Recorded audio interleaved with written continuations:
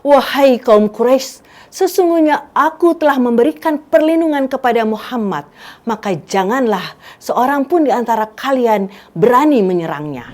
Orang kedua berkata, "Apakah Allah tidak menemukan orang lain selain dirimu?"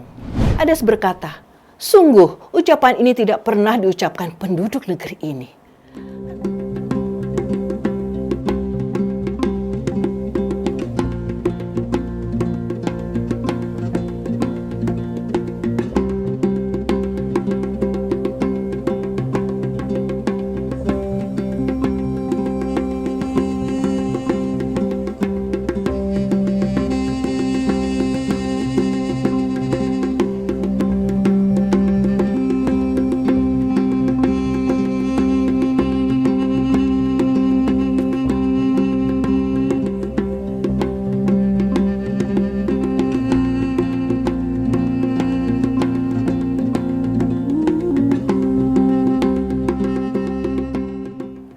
Assalamualaikum warahmatullahi wabarakatuh.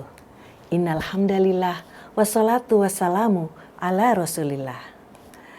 Selamat berjumpa kembali dalam sajian kami Ibroh, isi baca bareng buku sirah bersama mendalami sirah untuk hidup yang penuh rahmat Allah. Apa kabar pencinta sirah? Takkan bosan kami mengajak, yuk belajar sirah, bukan hanya sebagai kisah, tapi juga sebagai ibroh.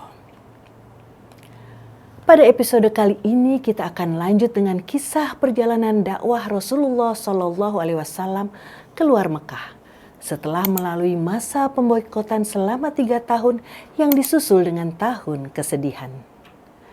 Dikisahkan pada bulan Syawal tahun 10 kenabian, Rasulullah SAW keluar menuju Taif yang letaknya sekitar 90 km dari kota Mekah. Beliau pergi ke sana dengan berjalan kaki didampingi oleh maulanya Zaid bin Harisah radhiyallahu an. Dalam perjalanan tersebut, setiap melewati perkampungan sebuah kabilah, beliau senantiasa mengajak mereka kepada Islam. Namun tidak ada seorang pun yang menyambut ajakan beliau. Setibanya di Taif, beliau menemui 3 orang bersaudara yang merupakan para pemuka kabilah Sakif. Mereka adalah Abdu Yalail, Mas'ud, dan Habib. Ayah mereka bernama Amru bin Umair As-Saqafi. Rasulullah duduk bersama mereka sambil mengajak mereka kepada Allah dan membela Islam. Salah seorang dari mereka berkata, "Jika Allah benar-benar mengutusmu, berarti kiswah Ka'bah telah terkoyak." Orang kedua berkata, "Apakah Allah tidak menemukan orang lain selain dirimu?" Sedangkan orang yang terakhir berkata, "Demi Allah, aku sekali-kali tidak akan mau berbicara denganmu. Jika memang engkau seorang Rasul, maka engkau terlalu mulia bagiku sehingga aku tidak berani menyanggah perkataanmu. Namun, jika engkau berdusta atas nama Allah, maka tidaklah patut aku berbicara denganmu." Lalu Rasulullah berkata kepada mereka, "Bila memang itu yang menjadi keputusan kalian, rahasiakanlah tentang diriku." Rasulullah SAW tinggal di antara penduduk Taif selama 10 hari. Dan selama masa itu, beliau tidak menyia-nyiakan kesempatan untuk bertemu dan berbicara dengan para pemuka mereka. Namun, jawaban mereka hanyalah, "Keluarlah engkau dari negeri kami." Ketika beliau hendak meninggalkan negeri tersebut, orang-orang bodoh di negeri itu beserta budak-budak mereka mencerca dan meneriaki beliau, sehingga membuat banyak orang berkumpul. Mereka menghadang beliau dengan membuat 2 barisan, lalu melempari beliau dengan batu serta mengarahkannya ke tumit beliau, sehingga sandal beliau bersimbah darah. Zaid bin Harisah yang bersama beliau menjadikan dirinya sebagai tameng untuk membentengi beliau. Tindakan ini mengakibatkan kepalanya mengalami luka-luka.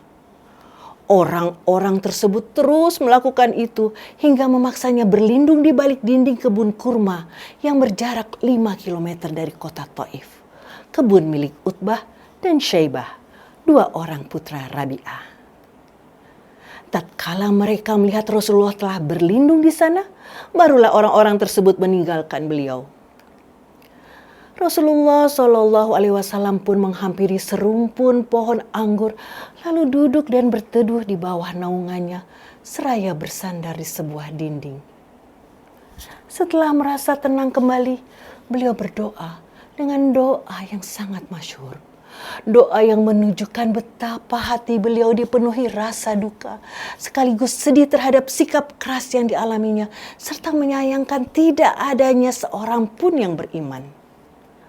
Beliau berdoa, "Ya Allah, hanya kepadamu aku mengadukan kelemahan diriku, ketidakberdayaanku, serta kehinaanku di mata manusia. Wahai Zat yang Maha Pengasih di antara para pengasih, Engkau adalah Rob orang-orang yang lemah. Engkaulah Robku. Kepada siapakah akan kuserahkan diriku? Apakah kepada orang asing yang bermuka masam terhadapku? Ataukah kepada musuh yang akan menguasaiku urusanku? Aku tak ambil peduli, asalkan Engkau tidak murka kepadaku. Sebab ampunan yang Engkau anugerahkan adalah lebih luas bagiku. Aku berlindung dengan perantaraan cahaya wajah-Mu yang menyinari kegelapan, memperbaiki urusan dunia dan akhirat, agar Engkau tidak menurunkan murka-Mu kepadaku atau kebencian-Mu melanda diriku. Engkaulah yang berhak menegurku hingga Engkau menjadi ridho. Tidak ada daya serta kekuatan, melainkan atas perkenan-Mu." Kedua putra Rabi'ah yang menyaksikan hal itu menjadi iba, sehingga mereka memanggil Adas, hamba saya mereka yang beragama Nasrani, seraya berkatanya, "Ambillah setangkai anggur ini dan bawalah kepada orang tersebut." Tatkala Adas meletakkannya di hadapan Rasulullah, beliau pun mengulurkan tangannya untuk menerimanya, sembari membaca Bismillah, lalu memakannya. Adas berkata, "Sungguh ucapan ini tidak pernah diucapkan penduduk negeri ini." Lantas Rasulullah pun bertanya kepadanya, "Kamu berasal dari mana? Dan apa agamamu?" Dia menjawab, "Aku seorang Nasrani dari penduduk Ninawi."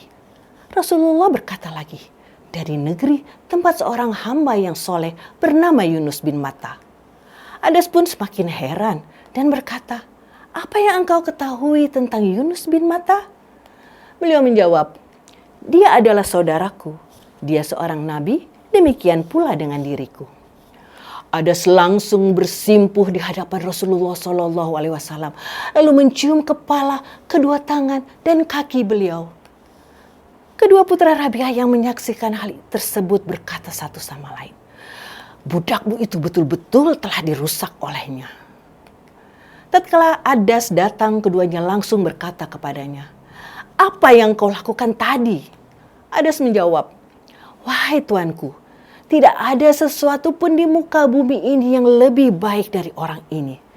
Dia telah memberitahukan kepadaku suatu hal yang hanya diketahui oleh seorang nabi. Celakalah dirimu, wahai Adas. Jangan biarkan dia memalingkan dirimu dari agamamu, sebab agamamu lebih baik dari agamanya," kata mereka berdua. Setelah keluar dari kebun tersebut, Rasulullah SAW pulang menuju Mekah dengan perasaan getir dan sedih serta hati yang hancur. Tatkala sampai di suatu tempat yang bernama Qarnul Manazil, Allah mengutus Jibril kepadanya bersama malaikat penjaga gunung yang menunggu perintahnya untuk meratakan Al-Akhsyabain, yakni dua gunung di Mekah, yaitu Gunung Abu Qubais dan Qu'aqain terhadap penduduk Mekah. Imam Al-Bukhari meriwayatkan rincian kisah ini dengan sanadnya dari Urwah bin Zubair, bahwa Aisyah radhiyallahu anha bercerita kepadanya bahwa dia pernah bertanya kepada Nabi, "Adakah engkau menghadapi suatu hari yang lebih berat dari perang Uhud?"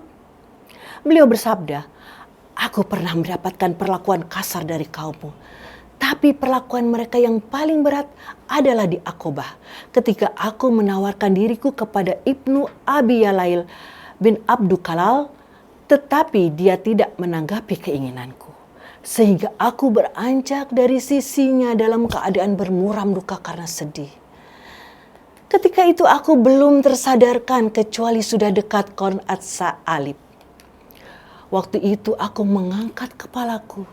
Tiba-tiba datang segumpal awan menaungiku. Lalu aku melihat ke arahnya dan ternyata di sana ada Jibril yang memanggilku.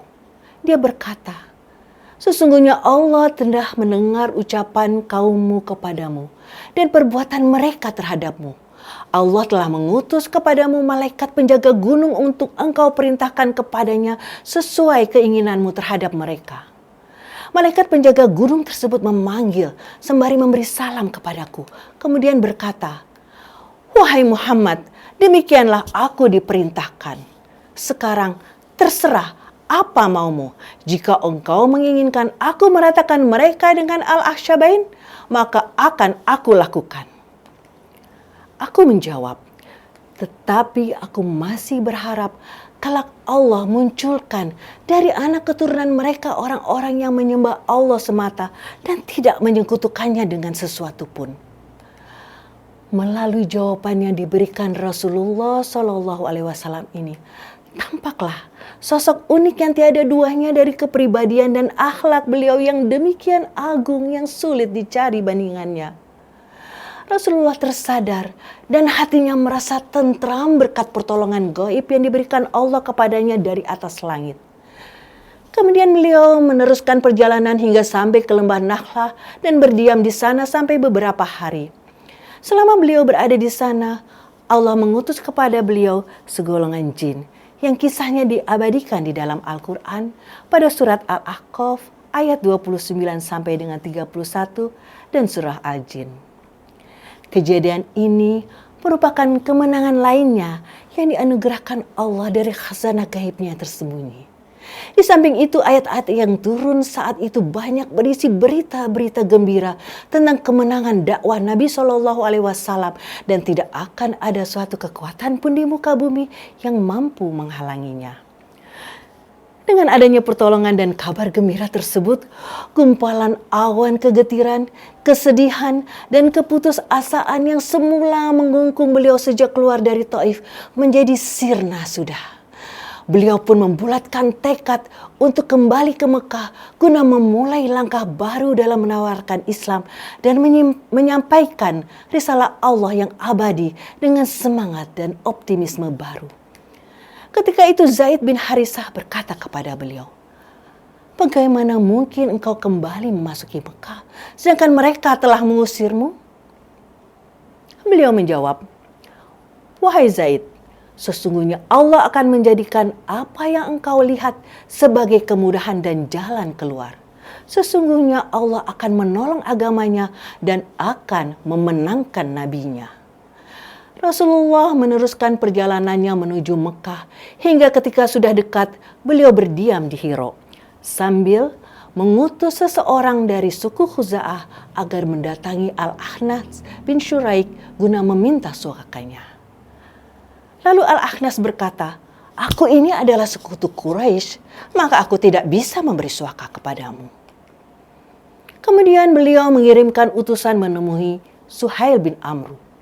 Namun Suhail pun menjawab, "Sesungguhnya Bani Amir tidak bisa memberi perlindungan kepada Bani Ka'ab." Selanjutnya Rasulullah mengirim seseorang untuk menemui Mut'im bin Adi. Dan Mut'im pun berkata, "Baiklah." Dia segera mempersenjatai diri dan mengumpulkan anak-anak serta kaumnya seraya berkata, "Ambillah senjata kalian dan bersiaplah di setiap sudut Ka'bah karena sesungguhnya aku telah memberikan perlindungan kepada Muhammad." Dia mengirim utusannya menemui Rasulullah SAW untuk mempersilahkan beliau memasuki Mekah. Rasulullah pun bersama Zaid bin Harisah berjalan menuju Masjidil Haram.